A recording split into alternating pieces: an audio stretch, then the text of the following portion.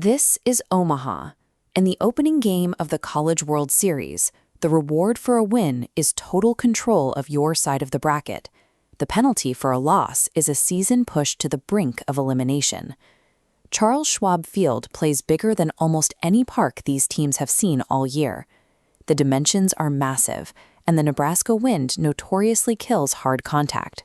Fly balls that would be home runs in June anywhere else become routine outs here. For the team's Amis dugouts, the environment is a pressure cooker. When your usual offensive production disappears into the wind, the game shifts. Surviving this park requires a different kind of baseball. Success isn't found in brute force.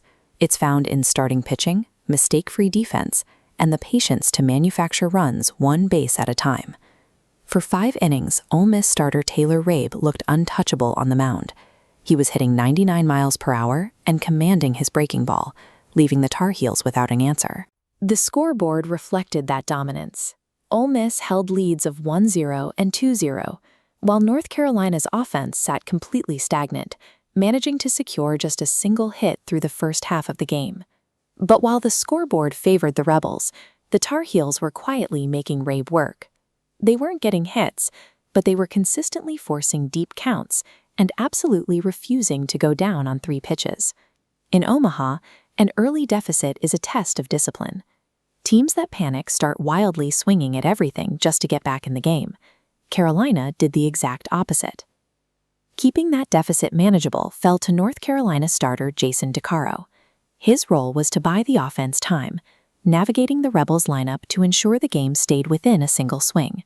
In the 6th inning, Ole Miss had runners on second and third, with a chance to break the game open. But DeCaro's massive strikeout of Austin Foley ended the threat, shifting the momentum completely back to the Carolina dugout. That defensive stop allowed the Tar Heels to lean into a war of attrition.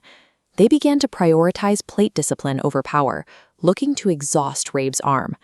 Cooper Nicholson epitomized this approach. He took walks, worked deep counts, and even took a hit by pitch, refusing to give away an out without making Rabe throw maximum effort. This chart shows the result of that patience. By the 6th inning, Rabe had surpassed 100 pitches. His velocity stayed high, but his control began to slip under the weight of the workload Carolina forced on him. By neutralizing the Rebels' best scoring chance and draining their starting pitcher, the Tar Heels successfully pushed the game into the late innings, exactly where they wanted it. The breakthrough came in the 6th when Owen Hall drove a solo shot to left. It was a rare ball that actually cleared the fence, tying the game and ending Rabe's night. The 7th inning was a lesson in manufacturing runs. It started with a walk and a wild pitch. Then a sacrifice bunt moved the runner to third, and a sacrifice fly brought him home. 3 bases gained without a single hit.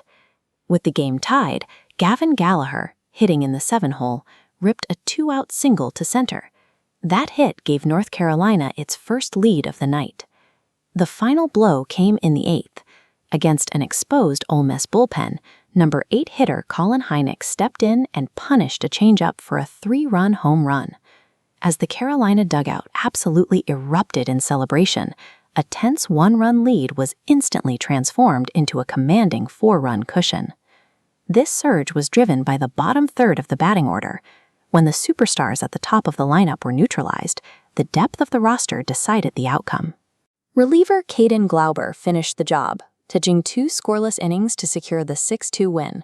The victory sent Ole Miss to the elimination bracket and moved North Carolina into a high-stakes matchup with West Virginia. The box score reveals a gap between activity and results. Ole Miss out-hit North Carolina 8-5, yet lost by 4. Carolina was simply more efficient. Adding 6 walks and sacrifice outs to their 5 hits proves their total offensive output was much higher. The best teams in Omaha aren't always the ones who strike first. They're the teams that remain disciplined enough to keep the pressure on an opponent until the game finally turns.